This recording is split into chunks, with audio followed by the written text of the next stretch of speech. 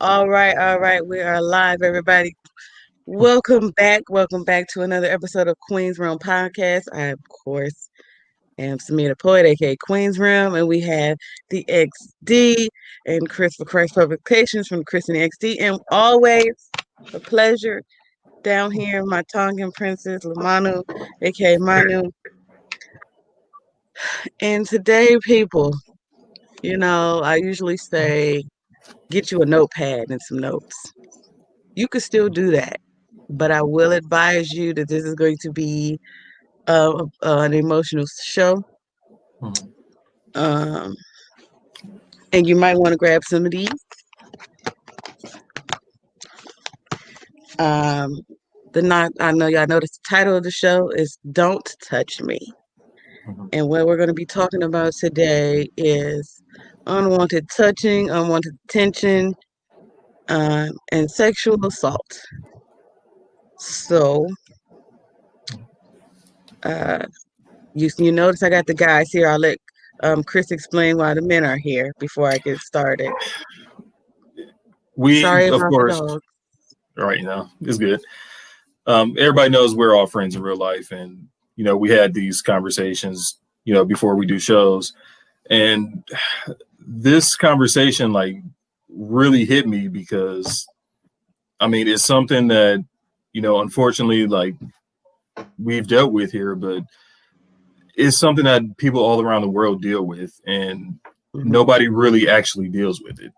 Is just one of those things that's always kind of swept under the rugs, and we don't really talk about that because we don't want so and so to get in trouble and this and that. And honestly, I think it's time for that to change. I personally believe that all the answers are in the Word of God for everyday life, and the Bible does say in 1 Corinthians 7, I believe it is good for a man not to touch a woman. And just seeing the implications of how we've gotten away from that, man, we need to do something different. So we are just here to kind of listen. We'll chime in with questions as we go. But I mean, this is Queen's realm, so we got to let the queens handle this one. I would say normally with more mature discussions, you want to kind of keep your kids away. In this one, I'd say keep them nearby. They need to Hmm. hear this because this is the things that Child. younger children unfortunately face. So, Hmm. like, let's have it out. Let's have this discussion. I'm ready. So, with that being said, I am going to share, in lack of a better word, to the world Hmm. the first time I was sexually assaulted. And yes, y'all heard me correctly. I said the first time. It has happened several times as a child from age 10 to 14, so 4 years. Some of the incidents were with the same people. Yes, you heard me. I said people. One of them with just one person. I was a child. He was an adult. But I'm going to tell you about the first time. I was 10 years old. Um, it's weird even wanting to use the terminology attacker because the person who assaulted me was also a child. They were Hmm. just older than I was. They were 10 or 11. They were a neighbor. Um, it was a nice day outside, and the funny part is a lot of these things happened outside in the bright of day. Hmm. I was on my porch. They came over to my porch. We know each other. We're neighbors. We used to play together, whatever. Um, and y'all, that's everybody. If I pause for a second, give me a moment. Again, this is the first time I've ever told this story out loud to lots of people. People in my family don't even know. I didn't even tell my father until I was 30, 34. So give me some grace Hmm. because it's Take your some time. things you don't like remembering. Hmm. Um, and I was sitting next to him because he asked me to come here, and I had a crush on him. I'm not even gonna lie. The little kid crush. She asked me to sit next to him, so I'm making my way to sit next to him, and he was like, "No, come here." So I'm like, "You want me closer than next to you? Fine." So I get up and he pulls me and holds me down and makes me sit on his lap. Um, mm, okay, hold on. And some kind of way he got his head in the back of my shirt. So my shirt's up and his head is in the back of my shirt. And I will say, this is not making an excuse. I'm just throwing this detail in. I was a very developed child. I got body parts a lot earlier than a lot of people in third grade. And after that, I started dressing like a boy to cover those up. But men and boys noticed anyway. And uh, mm, so basically, he held me down on his lap with his head in my shirt and grinded on me until he climaxed. And mm, mm, mm. And um, after that, I just went in the house. My parents were there; they were at work. I had a babysitter; she was asleep. I don't remember where my other siblings were, but I just went in the house. And then I had all these thoughts like, okay, I got to tell my dad. Oh, I can't tell my dad. My dad will kill. I can't do this because I was a smart child. I can't tell this because if I do this, then it's gonna make them look bad. The other person's parents. I can't talk to anybody about this because what was I doing? I was probably doing something I shouldn't have been doing for this to happen. I can't tell my mom because my mom will probably shoot him. I can't. And then I just started going through all of this stuff in my head about why I shouldn't say anything. Um, why I deserved it.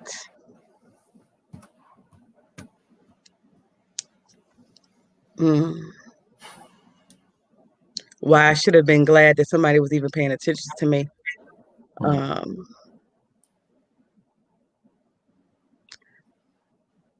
but I didn't say anything. And it continued. And they told their other sibling. And then it became the both of them.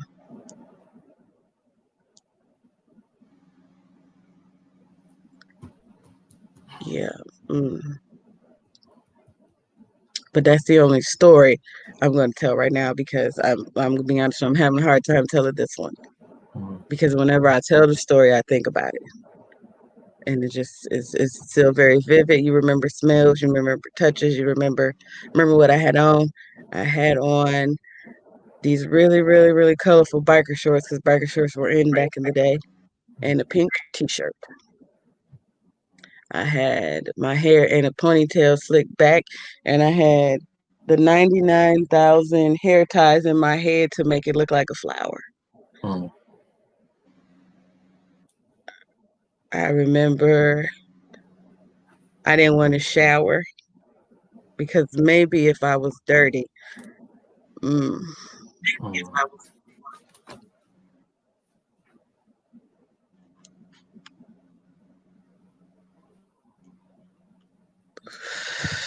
maybe if I was dirty, people would leave me alone because dressing like a boy wasn't working. Um, it's weird because these people used to bully me and say I was ugly, but if I'm ugly, but you keep touching me. Um, mm, hold on.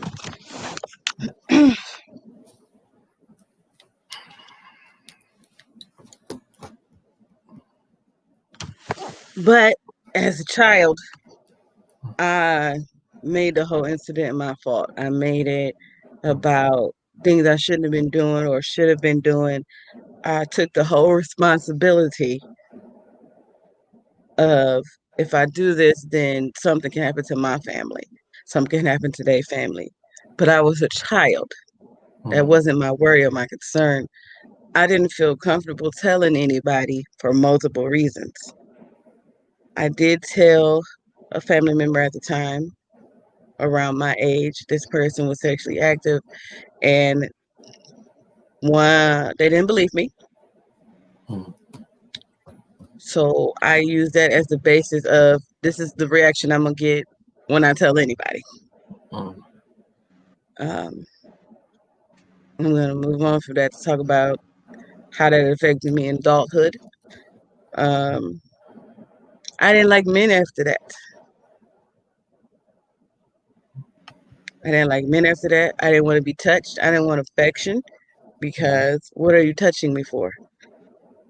Um, Later on in life, I ended up in, and I'm not down to anybody, I say this all the time, in a homosexual lifestyle because I have never been violated as of yet by a woman in that manner. Mm. Um, I will tell parents right now to pay attention to your children. Mm. It's not enough to, I pay bills, I feed them, pay attention. Because nobody noticed a change in me, but it was a definite change. Mm. And nobody noticed. And us kids, we do appreciate that you work hard and you do this, that, and the third, but you have to be present mentally and emotionally. And like I said earlier, I told my dad when I was 30, and I had to watch my father break because I didn't want him to feel guilty.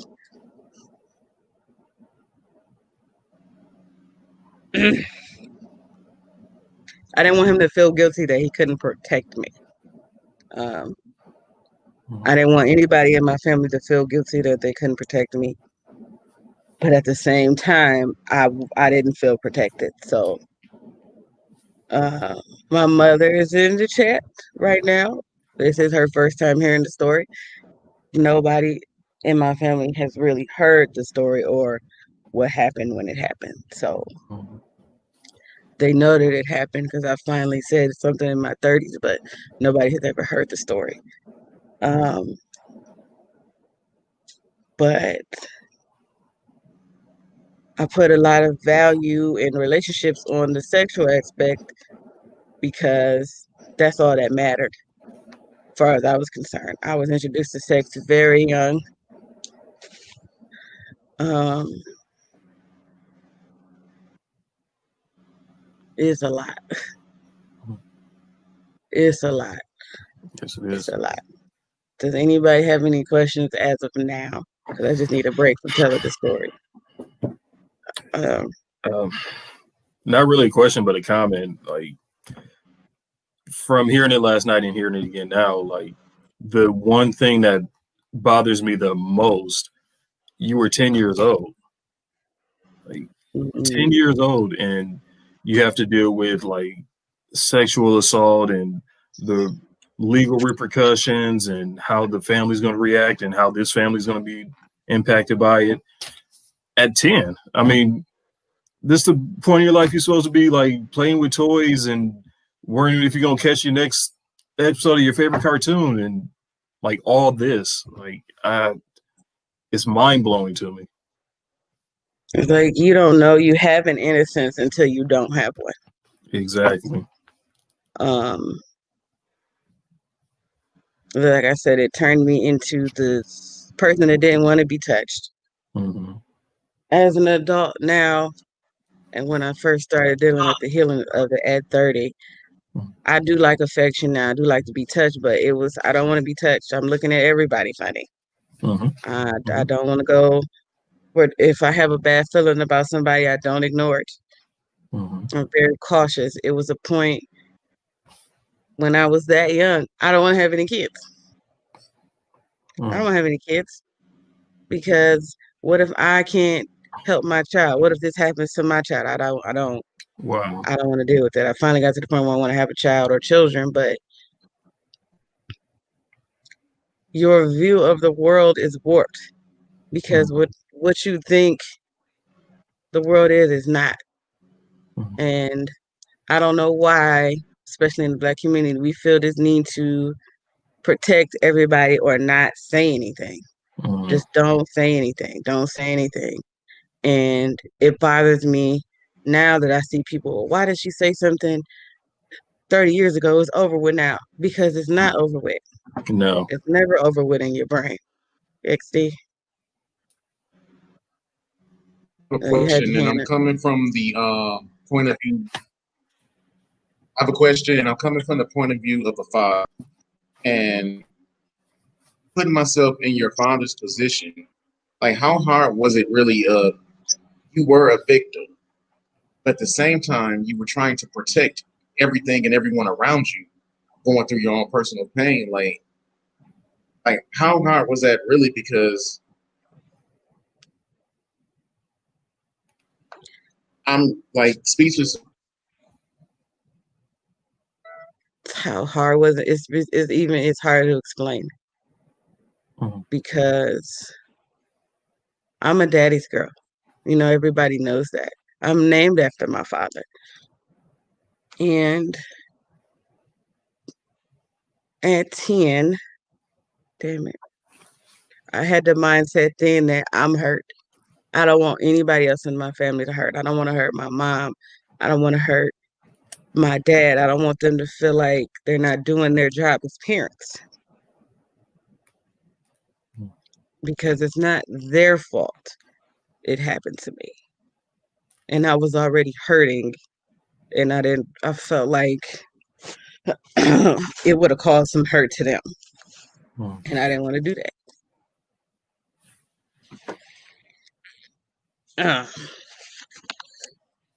Okay. Jesus name. Yeah. Yeah. I had to take a moment. I don't know what just happened to Yeah, I think XD. we lost him. But I think he got disconnected, but you would ask the question to make me cry some more, and then poof, no connection. right. Um, Like, I might be skipping ahead a little bit in the story, but go ahead. like, can I ask like what the healing process was like for you? Like, how did you like eventually overcome this? It's a work in progress Mm-hmm. because, you know, I tell this testimony, the story all the time about being in this basement and wanting to die 3 years ago. And God said I needed to heal, and I'm thinking it's just from this relationship, but it's literally one thing after another, and you don't realize this is why do I keep ending up in these relationships like this? Why do I keep making decisions like this? And it all goes back to something. This has something to do with that too, because I usually accept abuse in relationships because okay, this is what it looks like when somebody likes you or cares about you. This is what they do. You know, it got to be some sort of trauma or pain or toxicity attached to it, and that's not true at all. That's not life. Eventually, no matter how well you think you know somebody, they're gonna hurt you anyway. That's one thing that I taught myself with the pain and trauma of it all, but that's also not true. Jesus name. Yeah.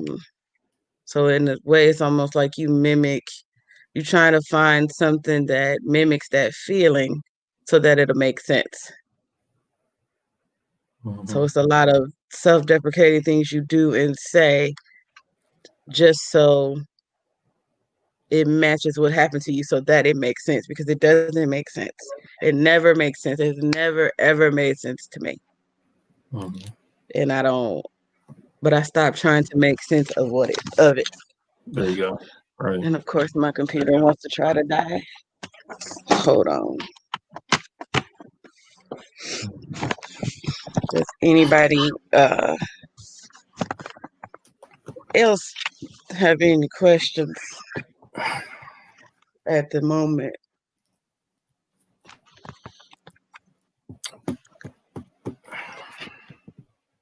Manu. I don't have any questions. You can continue if you want. I guess I got one If more. you're ready, when you're ready. I don't want to right now. Go ahead, Chris. Like, so you mentioned like how you told that story to your father, and you even told it to, I believe it was your cousin who was close to your age at the time that happened. Have you told it to any of your family members that you did get a positive response, or, I mean, as positive as it could be in this situation, I guess?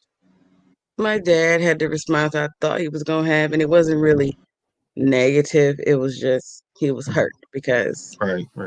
he's a father. Mhm. My sister, one of my friends, Mhm. and it's crazy because we're very close friends at the time, and she told me that she had been being molested the whole time I was by somebody in her family. No So way. I'm like, somebody that close to me, we couldn't even tell each other we're children. Hmm. Um, but that's what it makes you feel like. Like who am I going to tell? Nobody's going to understand. Then I thought about all the questions I would be asked. Hmm. Like right now, I'm asking you to ask questions because the story is difficult to tell. But Right. then I didn't want to be asked any questions. Hmm. I didn't want to talk about it. We're just gonna act like it never happened, and that's also how I started to deal with some things in my life that were harmful or hurtful. I would just act like it didn't happen and move on. Like it didn't happen. I'm okay. I'm fine. I'm good. I'm tough. I got this. Right. I got the resolve that nothing's gonna break me now. They won't get the satisfaction of me breaking. I'm not gonna cry until the random moments when I would cry or have a nightmare or I can't Right. sleep because I'm thinking. But Right. they're never gonna see me do it at 10. And saying that right now is insane to me because I was a child. Same. Yeah. And I was a child. And that's another thing I thought of. This is another child. He don't really know what he's doing. No matter how many times it happened with him and his brother, they don't know what they're doing. They don't know. They don't know what they're doing, It's so every excuse to try to make it smaller than what it was. Because I didn't even think it was a big deal when I got older because kids play, kids do this, kids play house, kids hunt, kids do all of this stuff, but we're children. We're really not supposed to be doing anything sexual. Exactly. But I made excuses for my attacker. I made excuses for the situation, all in the effort to not deal with it, not talk about it, not share because I'm not a victim. I still hold that. I'm not a victim. I don't like referring to myself as a victim. I didn't want anybody's pity. I didn't want anybody to feel sorry for me. I didn't want to be viewed as weak or fragile. I mean, I still don't. Amen. But it's okay to have moments like that. But I wouldn't allow myself, I'm not going to have those at 10 Right. because I just, at that point, I don't know where it came from or how I felt like that, but now as an adult, I'm like, oh, that wasn't nothing but God because ain't no way that I should be still standing with how I was feeling back then or Right. alive. Right. It did have an effect on my self-worth and my self-esteem.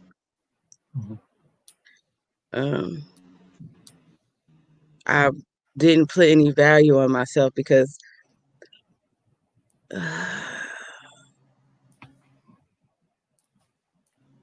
after they did what they did to me, I was just left alone. Nobody even said anything. I was just left in whatever position I was in, and I was discarded.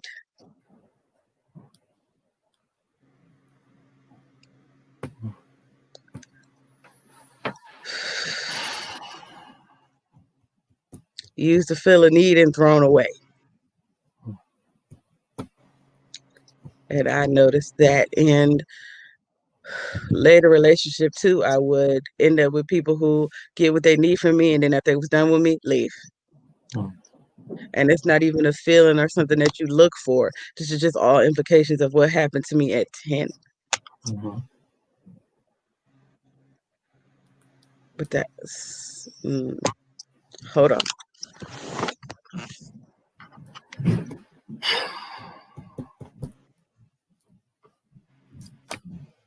And I don't have a problem with the world knowing I'm crying, but I just ugly cry. And, you know. Okay. Let it out.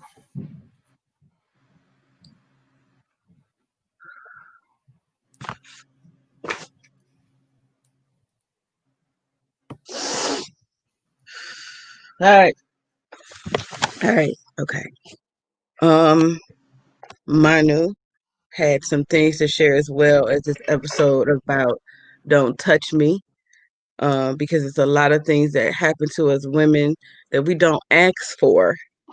And I don't want to say just men because women abuse women too, but don't touch me is much more than, sexual assault. Unwanted touches, unwanted attention also can cause trauma with you as well. So I'm going to turn this over to Manu now. Hi guys. I'm just gonna share a little bit about my experience.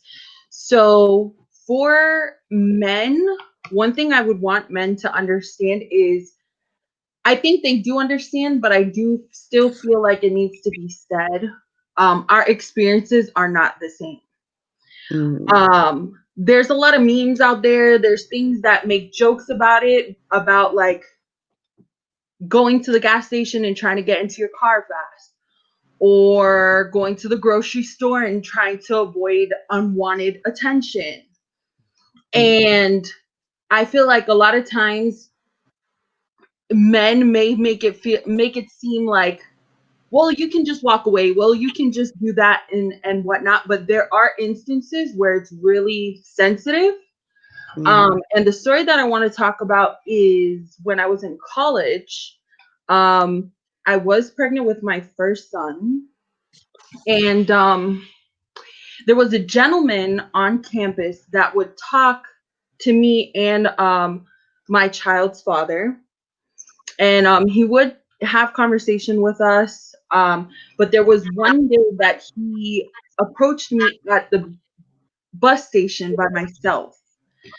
Um, and it was pretty normal. I talked normal until there was an unwanted touch, and I started going into panic mode because what this gentleman thought it was okay to do was to rub my belly.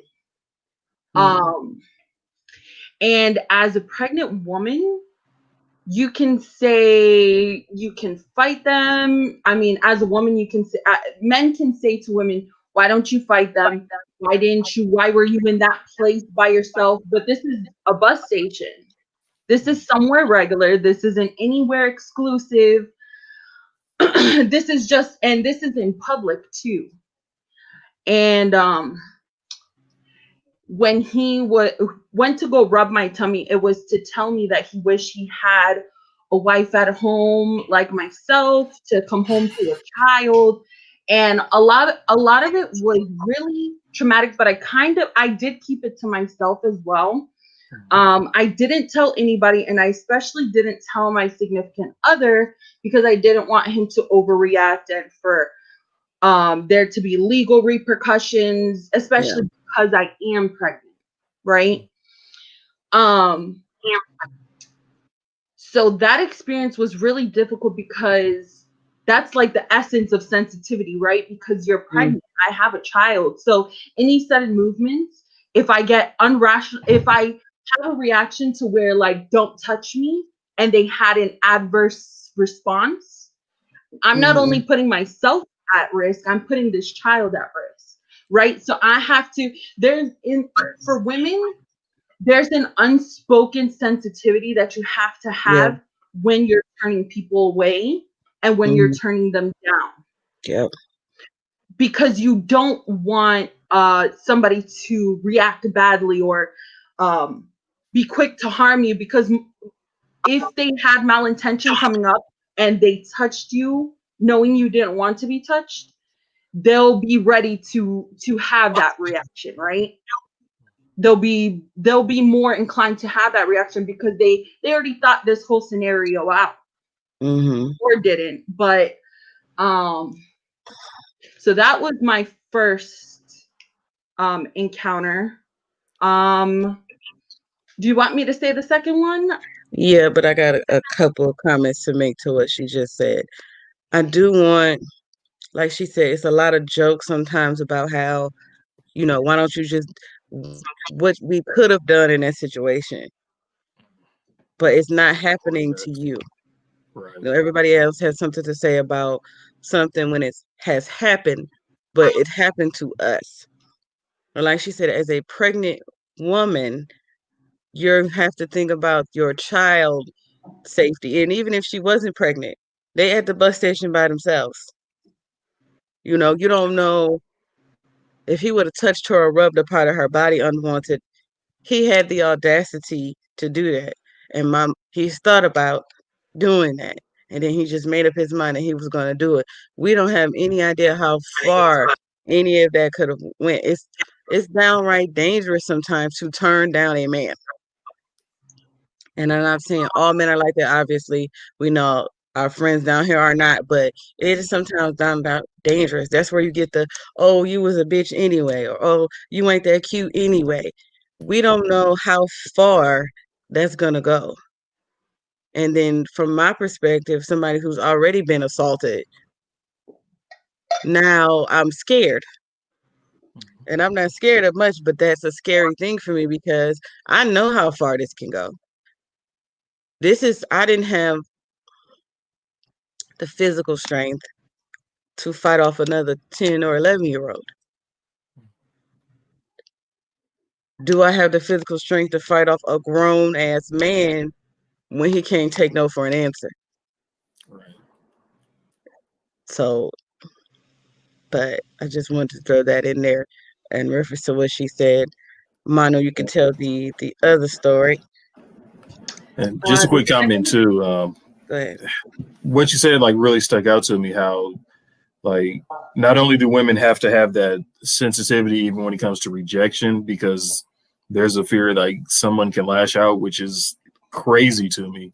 But also it's you echo the sentiment that you didn't want to tell your significant other at the time because there would be legal repercussions.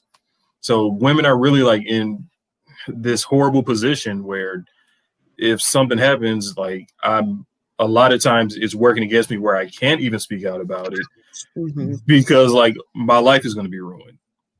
So it's either suffer in silence or ruin my life. And it's what kind of decision is that? Right.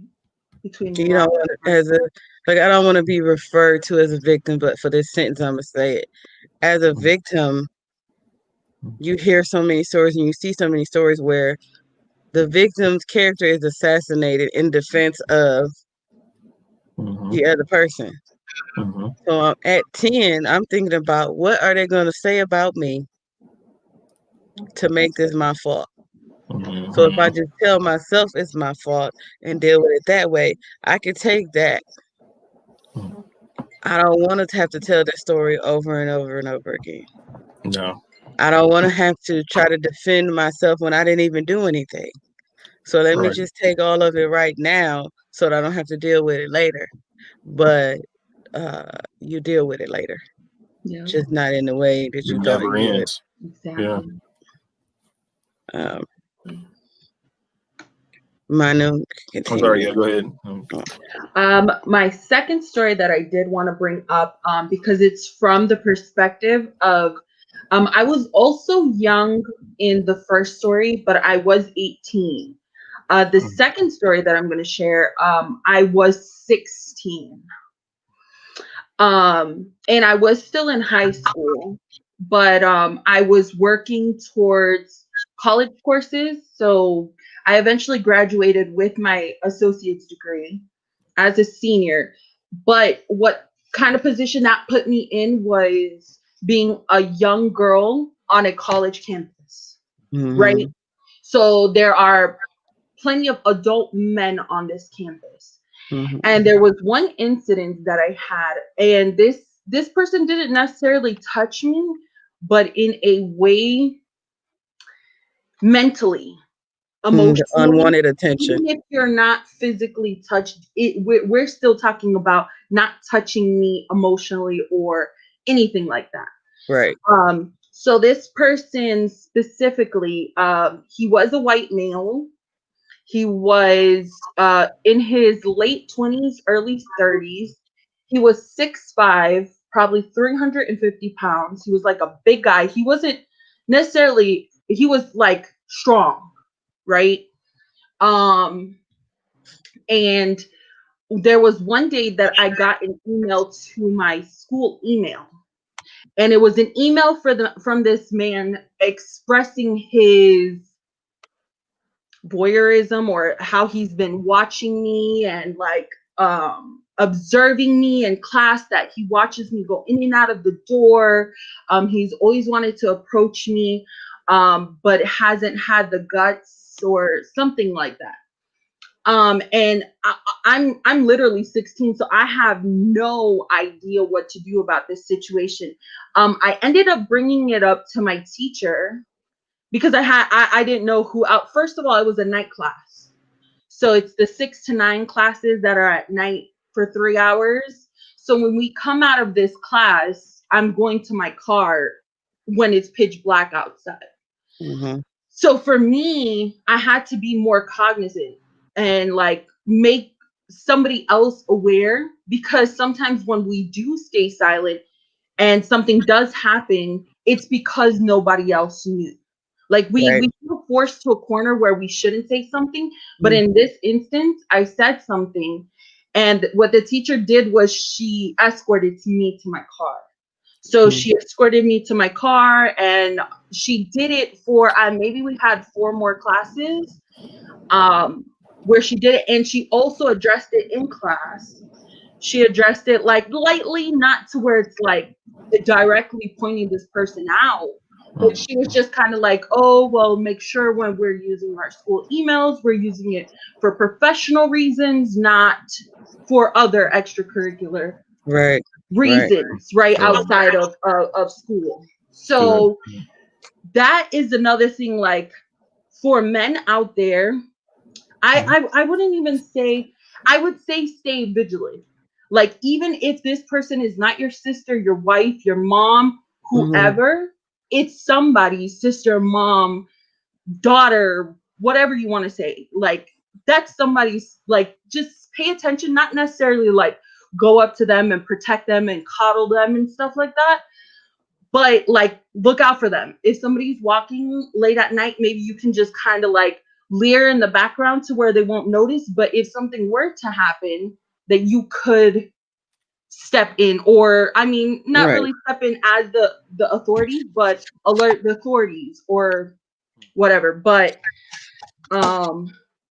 like I said, that story isn't really, he didn't really touch me. He didn't get a chance to directly approach me, but it did affect me in a certain way. And the teacher was the only person I told. I didn't tell anybody else. And it's what Samia was saying, it's that guilt Mm-hmm. or that shame. Like there's nothing in this situation where it's my fault, but I still feel like I could have done something, Mm-hmm. maybe dressed less provocative, or, and Yeah. I mean, I was a tomboy, so I wore sweatpants and a t-shirt. I wasn't dressing, but even if you do, it still doesn't warrant anybody Right. to give you that kind of attention. Right. It's like I was saying in the beginning of the don't touch me. It's certain parts of my life I don't want you to touch if I don't know you. And unwanted attention is creepy. And I don't mean like in the fun, like it's creepy. It gives you the heebie-jeebies. It makes you want to be like, I can be by myself, and I know I'm by myself. Okay, I got my mace on my keys. I got my skull knuckles. Shout out to my best friend for buying me making me those for my birthday. But I don't. It's almost like you feel like you're in a scary movie every day. It's certain places I don't want to go by myself. Yep. When I lived in Florida where Manu lives, if we had to go to the gas station, it's a crowded gas Yeah. station across the street from church. It's very well lit. But I'm like, it's too many men out here. She's like, okay, we can go in the gas station together. Yep. That's That the I am very much like that. And I uh, feel like you need to stick together. Women need to mm-hmm. stick together. Don't let your homegirl, your best friend, whoever, if that's really your, but I mean, not even if it's not your best friend, just your friend, stick together. It's harder for somebody to attack, to Agree. come for unwanted attention when there is more than one, right? Got to interject here too. Yeah. That's all huge, and that's like super important. And definitely, women stick together. For the men, if you know your homeboy is acting like that, you have to call him out. Because if he does something stupid, you are responsible for it just as much as he is. Because you knew he was like that and you didn't do anything about it. Exactly. A lot of I'm times getting when it's like, myself out where there, your friend, where your friends, oof. like even at church, we're in the church parking lot. However, church parking lot is dark. You know, when we have church on Wednesdays, we don't have church. Church don't start till 7:30, 8 o'clock. Right. So we get out at 9:45. The church is over here. Right. We got to walk all the way over here. If you work in hospitality, you park right here. We would take each other to each other's cars. We're not even letting each other. We didn't even let each other walk to the car by We themselves. don't. We really don't. That's like a big thing for us. Oh, We're where like, you you want me to take you to your car? okay, How we're far? gonna drive you. I will drive you this 100 feet that I don't want you to. We'll take you because a lot of times we will end up in church parking lot talking after service, and we're the only ones left. So if everybody pull off, like I live the furthest away, but we all would leave at the same time because so if everybody pull off, they're at home in 5 minutes to 20 minutes. It took me an hour and a half to get home from church. Yeah, it was a long drive. Yeah, and so that's another thing I would say too is like, don't, for women, not to be like live your life in fear per se, but like somewhere like a church parking lot, it can happen. Don't think that just because it's church property that something like that could never happen. So even with your friends, like, oh no, she's just going over there. Like, no, we need like to make sure nothing happens. You know what I mean? Like she makes it there. Exactly. I do little stuff like I was explaining to my nephews. I'm dropping them off, and my second youngest nephew said, "Auntie Mia, why do you wait until I get in the house before you leave?" I said, "You better do that anytime you with anybody in this family." I said, especially your mama or some. Wait until they get in the house and shut the door. Yep.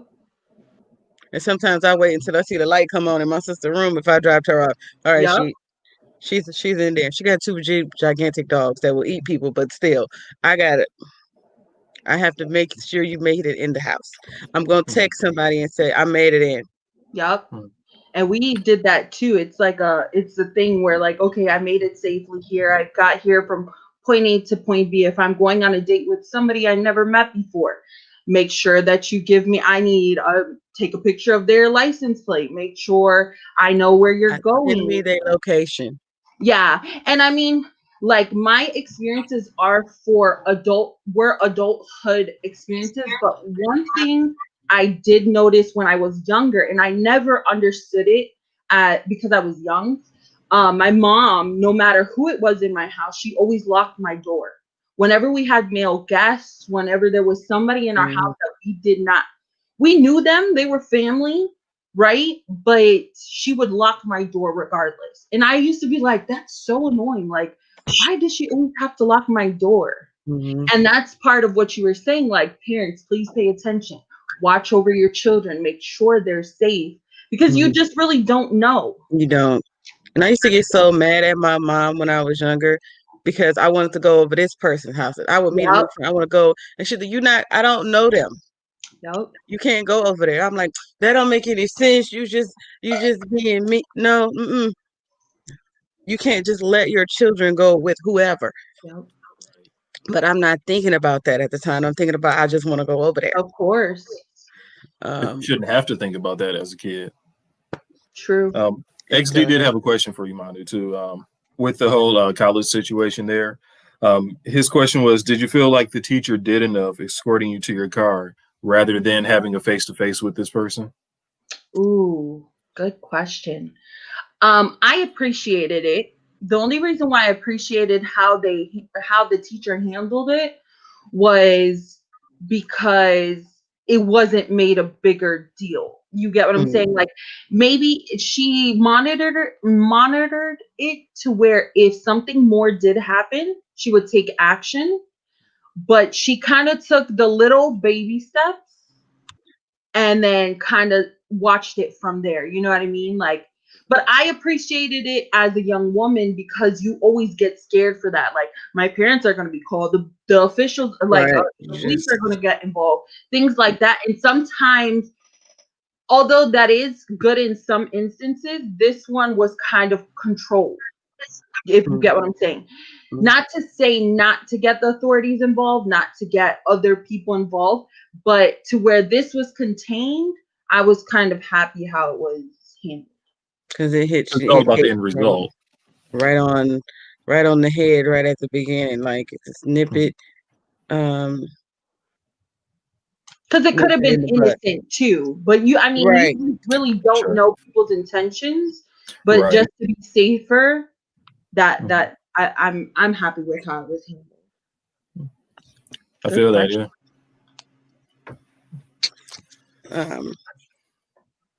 I think we're finna wrap this up because I'm not gonna lie, I'm in my feelings right now. This is heavy. It is, and I'm gonna need to.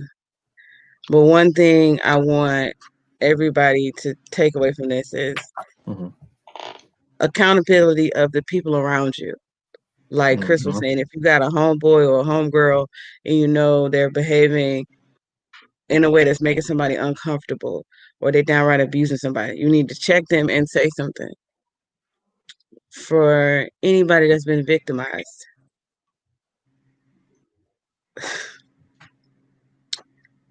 it is not your fault, no matter how much you try to rationalize it to make it your fault. You didn't ask for this. I don't care if you walk down the street butt naked. Nobody has the right to touch you without your permission.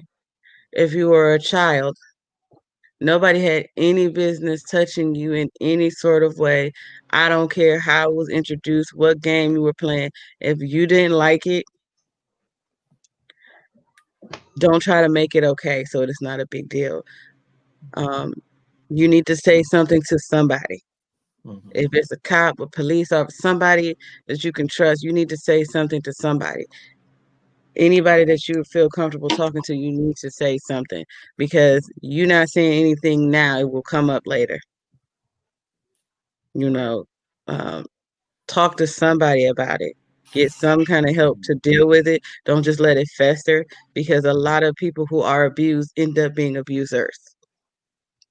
Yeah. And I don't mean just like physical abusers. You could become an emotional abuser, a mental abuser, because you just trying to get the hurt off of you so you hurt somebody else. Mhm. I ask that y'all continue to pray for me. It does not rule my life anymore, thank God, because I didn't even realize how much it was ruling my life until I started to finally talk about it. I'm okay. I don't have nightmares. I do get emotional still, obviously telling the story, and I take some time to but it's not going to be ruling my day tomorrow. You understand? It may not rule my night by the time I go to bed at night, but it is always something that stick with you. I don't want to give anybody the false hope that one day you just finally know it'll pop up at the most random times, but you'll know where you're at in the healing process by how it affects you when it happens. Right. I thank the fellas for being here today and just listening. Of course, Thank you for inviting us. my Tongan princess. If this just helps or touches one person, I will be fine with that. Mhm. But I gotta reiterate, parents, pay attention to your children. And I don't mean like be present, pay attention to their mood if their mood changes, how the way they dress or talk changes, if they used to have lots of energy, if they withdraw. Pay attention if they get too happy. Because a lot of times I will overcompensate because I didn't want nobody to know what I was feeling. So Right. it's Definitely going to be some other parts to this when I feel comfortable talking about it. Mhm. And that's one other thing. The last thing I'm going to say, if you don't feel comfortable sharing all of the details, that is fine. Don't let anybody make you feel like you have to, because there's certain parts of the story that I can't. I Yeah. can't say out loud yet. Right. Right. And a lot of times people will mistake that as, well, that must have not happened. You don't remember. We remember. We remember. The memory is vivid. We just don't want to describe it vividly. Oh yeah. Um, so with that being said, again, I thank y'all for tuning in to this episode of Don't Touch Me podcast. Um, yeah, thank my guests once again, and we out of here. Wait, Oh. I wait, wait. I usually let everybody else have some last words and thoughts. I'm gonna go ahead and do that. I'm just trying to. Manu, go I get first. it. Yeah. Please. Sorry, I just had some a few final thoughts. Go ahead. I'm And just for once in my life, I don't want to talk. I wanted to go ahead and it's kind of broken up. I wanted to talk to those that have been abused before, the parents and then the men. So I have Mm, a few little notes for each. For those that have been abused, and I can speak for this group as a whole, we are big on therapy. mm-hmm, Absolutely. Get therapy. Go Absolutely. to therapy. And even if you can't get to therapy, confide in your parents. Even if you Hmm. can't confide in your parents, find somebody who you trust, mm-hmm. whether it be an adult, another child that can get an adult attention, somebody, right? Out I there. would also say be transparent and don't downplay it, because as Yeah. we do that a lot just in regular life, but even when something happens to us, we tend to downplay things, and it's better not to do that. Healing is going to come with the transparency. Yes. Right. um Also, it's shown to children, to young adults, to everybody, that usually it's a stranger, usually it's somebody you don't know, when in fact it is usually somebody you What do do you know, know? somebody Right. who's close to you, somebody Yeah. that's Right. near you a lot, somebody who's close to your family, somebody Hmm. who is in your family. So don't feel like it has to be this crazy person that you've never seen before. It could just be somebody you know closely, right? Yep. Hmm. um and Samia touched on this too, like, speak up, because it may, first of all, it may not be, you may not be the last victim, Mm-hmm. and it may not be the last time either for Mm-hmm. you, right? Mm-hmm. So the sooner that you speak up, the sooner that you can find help, the better. And Samia also said this: you did not deserve it. It doesn't Period. matter how, whichever way, Mm, whichever lane you want to think about it, there is no way that it is your fault. And don't let other people either make you feel like that, right? bingo. For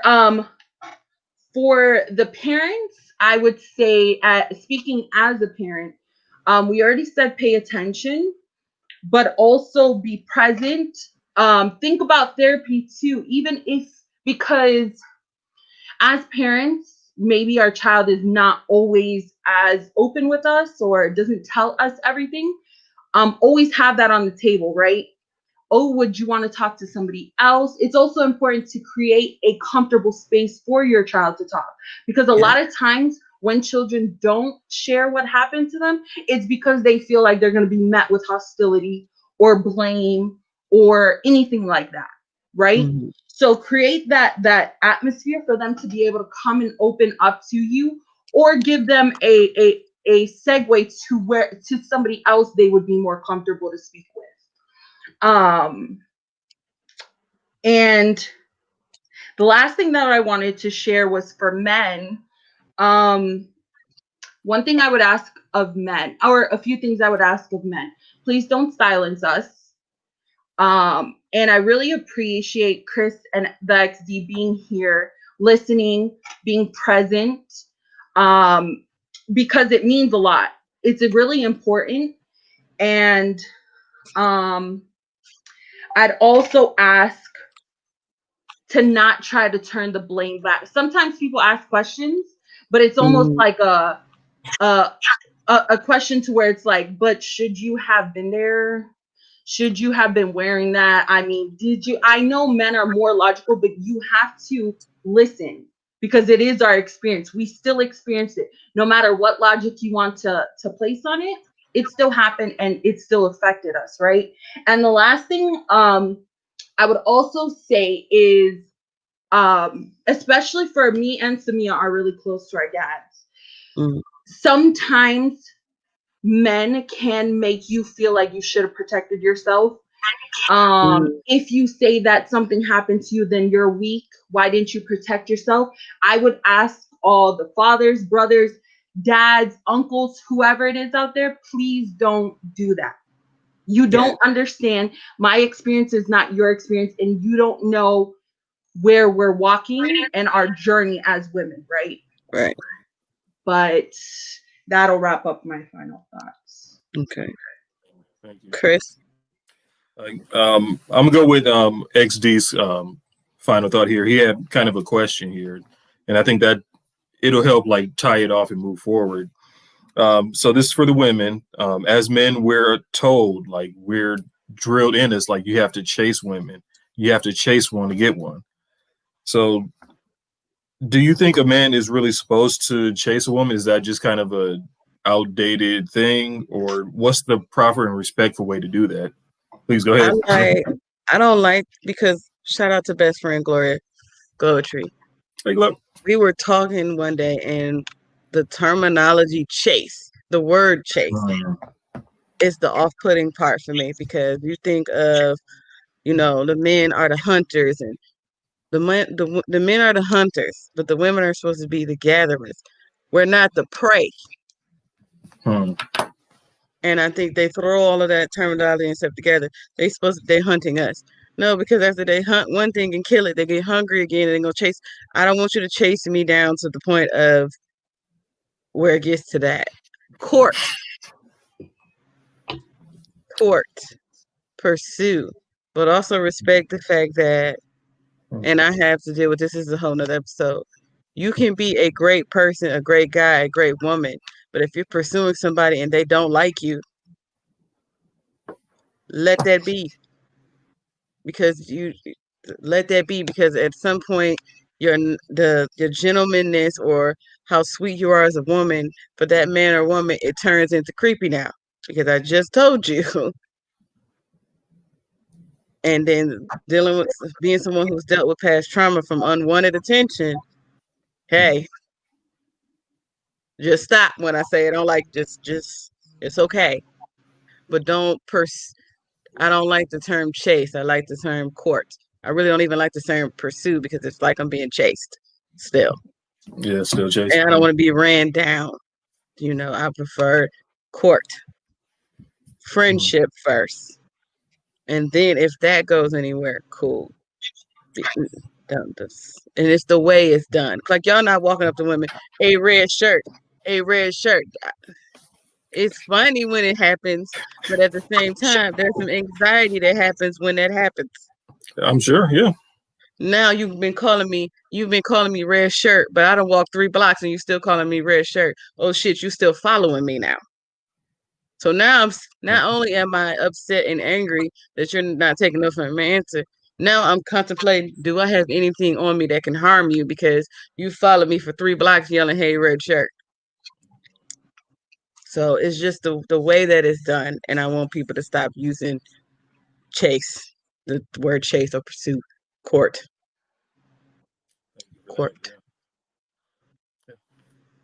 Manu. My advice for that and for men would be social cues. Hallelujah. and we were just talking about this, social cues Yes. in public, on social media, whatever, wherever it is taking place, take social cues. Yes. Women will let you know even if it's in a subtle way, we're going to let you know that the attention is unwanted. Mhm. Social cues, and I also want to throw in real quick, body language. If you sit next to me and I move or I go like this, if I want to sit next to you, I will sit next to you. If you scoot next to me and I don't move, cool. If you get a little close, cool. Hey, but if you get too close and I hit you with you too close. And it's I a have, relationship and foundation type thing too, yeah. because sometimes when you have that relationship and you have that understanding and that communication, maybe that would be cute, right? Mhm. But if there is none, it could come off as creepy. Yeah, right. But like you walk into a stranger, you can have all the superlatives in your head about how beautiful you think I am, but if you just randomly one day come and say all of that all at once, it's awkward. Don't. Not gonna fly. Yeah, just. I think some men need to do a lot less, and some men need to do a lot more. Hmm. It's just You like just a have to know where delicate. you stand on that, because It's a delicate balance. That's why I say always try to focus on being somebody's friend first. Mhm. Because if you get to know me as a friend, then I could be an excellent friend, but you can realize in the friendship we would never work together. We could be friends though, Mhm. because that's how I ended up divorced. I should have stayed friends with somebody and I married them because I thought our good friendship would turn into a good marriage. And that might be a whole nother No, that is might be a whole nother show. episode on its own too. Yeah. Understanding being drawn to somebody doesn't necessarily mean that you should pursue them romantically.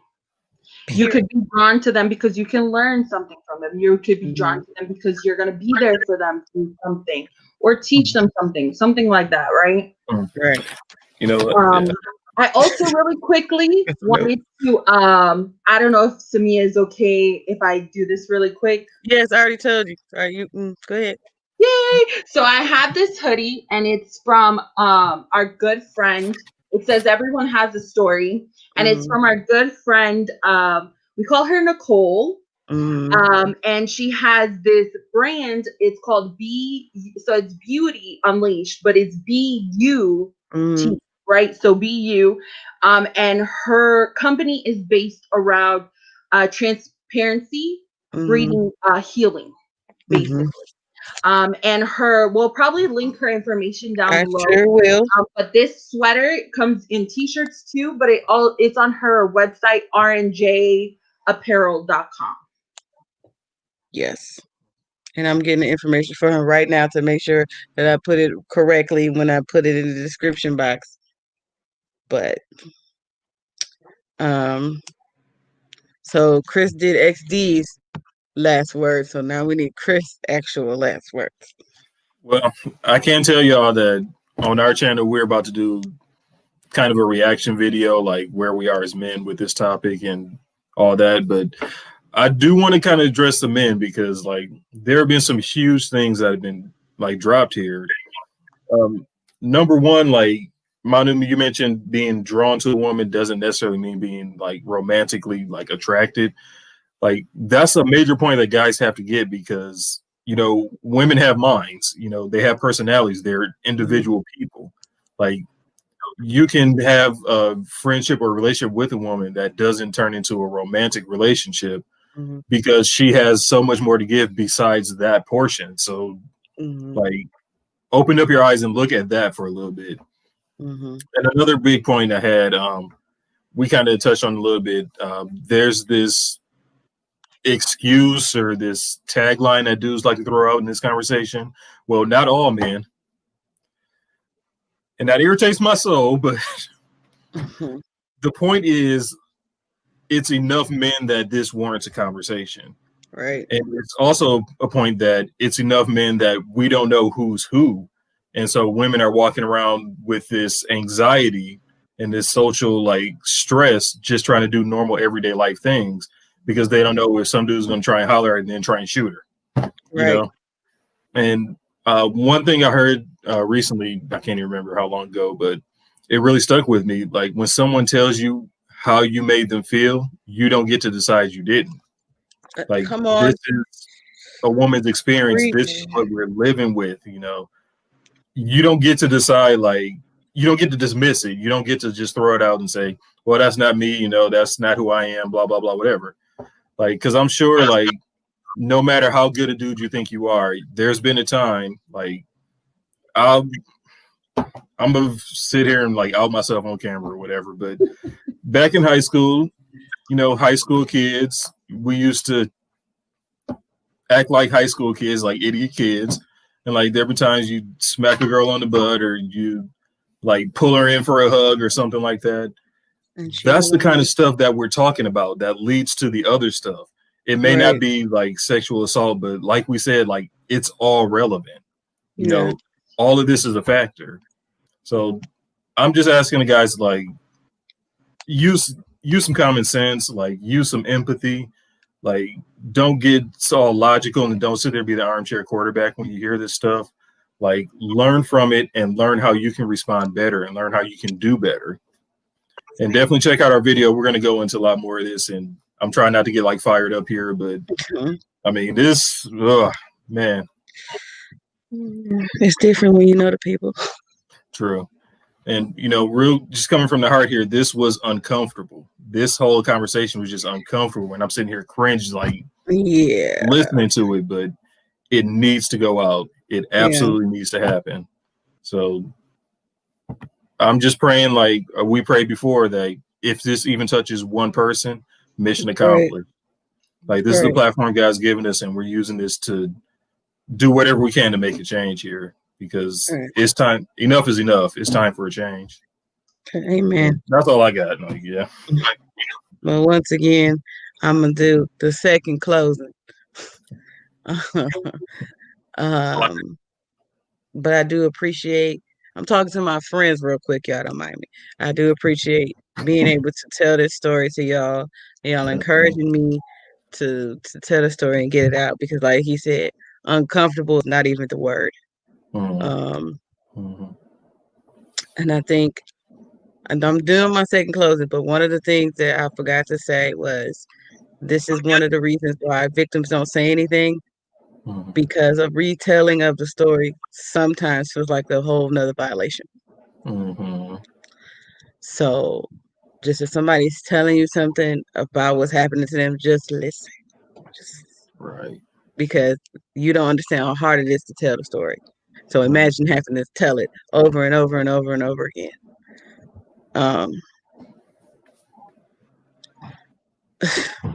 I was just texting Nicole. So I'm definitely going to put that in there. Beauty Unleashed. You can search it on Facebook as well and Instagram. I'm going to put the links on there. And Rnjapparel, I'm also going to put that in there as well.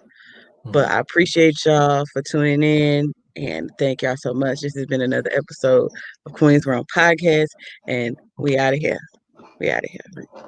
Right. Peace. Peace, peace, peace, peace.